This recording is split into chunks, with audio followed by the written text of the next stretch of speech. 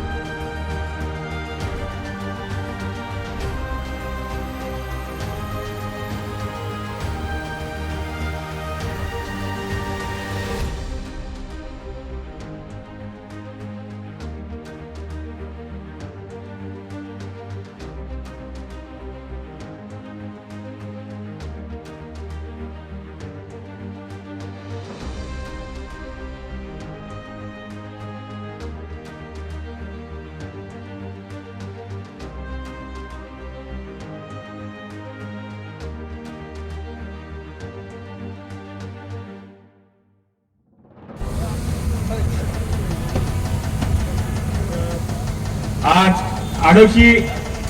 आडोशी विभागातून माजी उपसरपंच चंद्रकांत गोविंद देशमुख यांच्या अक्करगाव यांच्या नेतृत्वाखाली चंद्रकांत गोविंद देशमुख, मोहन चिंतामण देशमुख, हरिश्चंद्र शिवराम देशमुख, संतोष यशवंत देशमुख, मेहनाथ नामदेव देशमुख, प्रभाकर काशीनाथ देशमुख, बंसी सुरेश वाघमारे, सोमनाथ अशोक वाघमारे, दिलीप शिवराम देशमुख, सुरेश अनिल देशमुख या सर्वांचं सुद्धा आम्ही राष्ट्रवादी काँग्रेस पक्षामध्ये सहर्ष स्वागत करतो.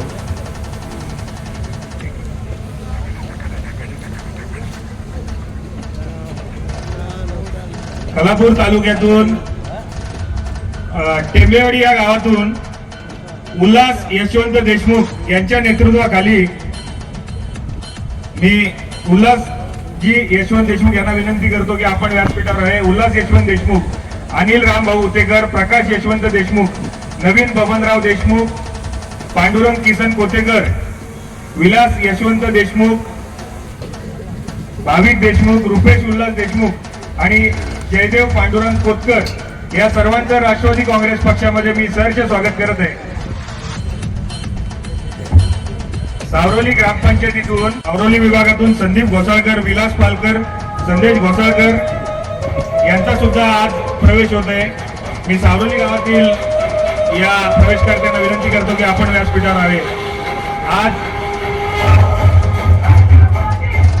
जयेश पाटील मातगाव, भारतीय जनता पार्टीचे तालुका उपाध्यक्ष यांचं सुद्धा या ठिकाणी प्रवेश आहे. त्यांचं सुद्धा मी सहर्ष स्वागत करतो. आज नारंगी दत्तवाडी विभाग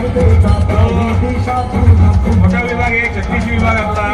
त्या गावातून अशोक हिरू पाटील यांच्या नेतृत्वाखाली बहुसंख्य आदिवासी बांधवांचा प्रवेश होते. मी अशोक हिरू पाटील यांना विनंती करतो की मंगेश जाधव, गोपाळ वाघुले, गणपत वाघुले, लक्ष्मण वाघुले, आदित्य वाघुले, मंगेश भाऊ जाधव, सागर जाधव, रवी बेबी वाघुले, अर्चना वाघुले, सुशीला वाघुले या सर्वच कार्यकर्त्यांचं मी राष्ट्रवादी काँग्रेस पक्षामध्ये सहर्ष स्वागत करीत आहे. यांच्यासोबत कमीत कमी 35 कार्यकर्त्यांचं संगीता पवार, निर्मला जाधव, गोपिका वाघमारे, वैभव श्री बलकवडे, तांबाडी विभागाचे ज्येष्ठ नेते सुरेशजी बलकवडे यांचे चिरंजीव वैभवजी बलकवडे यांचं सुद्धा मी राष्ट्रवादी काँग्रेस मध्ये सहर्ष स्वागत करीत आहे. आज खोपोली शहरातून सुद्धा राष्ट्रवादी काँग्रेस तालुक्याचे अध्यक्ष संतोष गणेश बैलमारे, शुभम चंद्रकांत किलंजे, समाधान गणेश बैलमारे, रंजना नंदकुमार पाटील, उज्ज्वला किशोर घोसाळकर, आराधना नागेश मेहतर आणि ममता संदीप घोसाळकर या सर्वांना विनंती करतो की आपण एकत्रितपणे व्यासपीठावर यायचंय, म्हणजे एकाच फोटोमध्ये साहेब सर्वांचा सत्कार करतील. कृपया वेळ कमी असल्यामुळे आपण सहकार्य करावं ही विनंती. सावरली ग्रामपंचायतीतून सदस्यपदी नियुक्ती करण्यात येत आहे.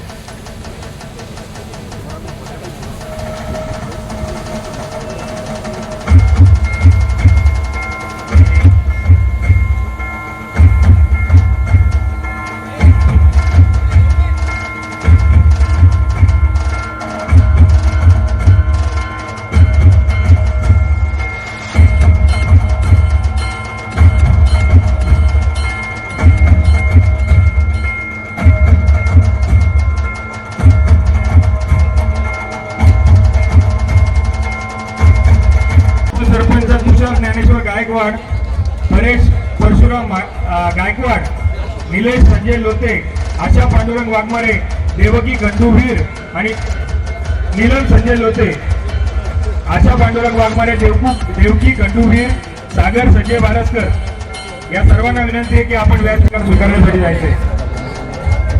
बीडखुर्द ग्रामपंचायतीमधून भाऊ बालू पवार, सरपंच नम्रता राकेश कर्णूक, उपसरपंच मोनिका वाघमारे यांना सर्वांना विनंती आहे की आपण व्यासपीठावर यायचंय. मानसी मिलिंद मुंडे, बालीताई कातकरी, दर्शन पवार या सर्व सांबर्ली ग्रुप ग्रामपंचायत मधील उपसरपंच सदस्यांनी व्यासपीठावर यायचंय.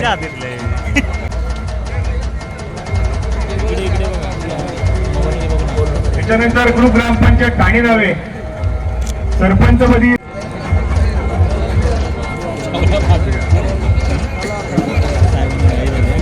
ग्रामपंचायत मधून सिद्धेश सुधाकर आंबरे यांनी सुद्धा व्यासपीठावर यायचंय. वराळे ग्रुप ग्रामपंचायत ललिता प्रभाकर जाधव, उपसरपंच वराळे ग्रुप ग्रामपंचायत ललिता प्रभाकर जाधव, भूषण पाटील आपण सुद्धा या, लवकर या.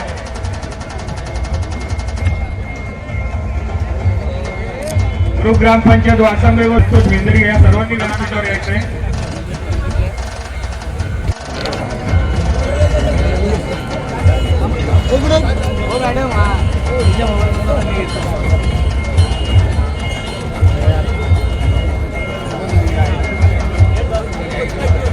साहेबांना जायचं असल्यामुळे जनता नाही, ही आलेली जनता आहे.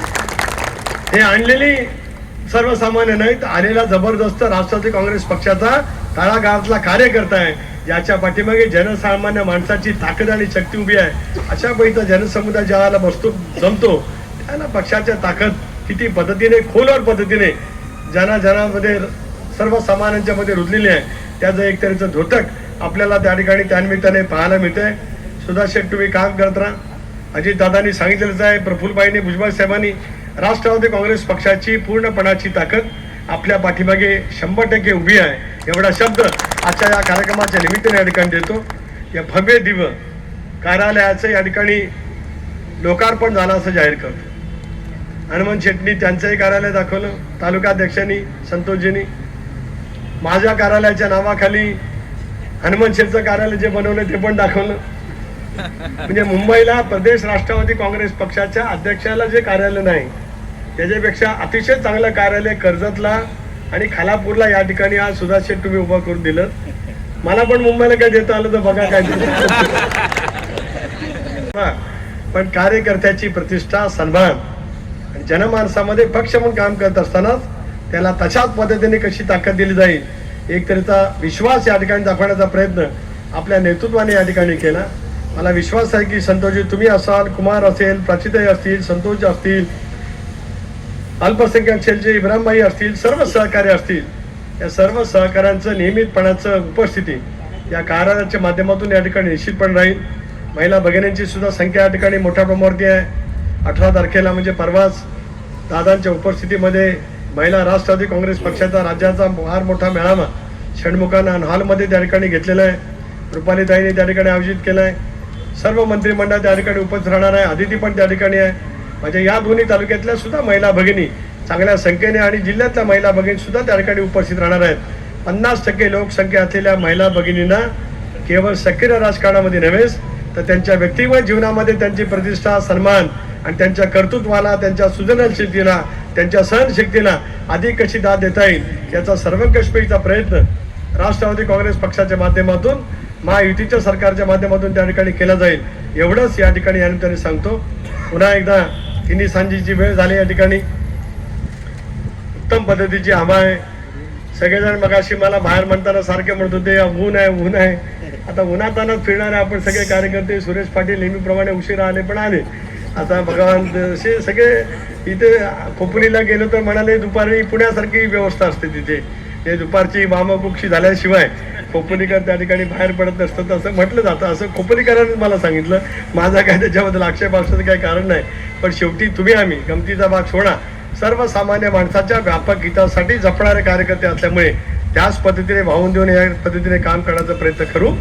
ज्या पद्धतीने भव्य दिव्य कार्यालय आज सुद्धा शेठ आणि तुमच्या सर्व सहकार्याने या ठिकाणी उभं केलंय, त्या भव्य दिव्य कार्यालयातून सुद्धा लोकांच्या अपेक्षा उंचावणारं, अपेक्षा पूर्तता करणारं भव्य दिव्य काम सुद्धा याच कार्यालयातून, जनसंपर्क कार्यालयातून व्हावं अशीच मनापासूनच्या हार्दिक शुभेच्छा त्या कार्यक्रमाच्या निमित्ताने या ठिकाणी देतो.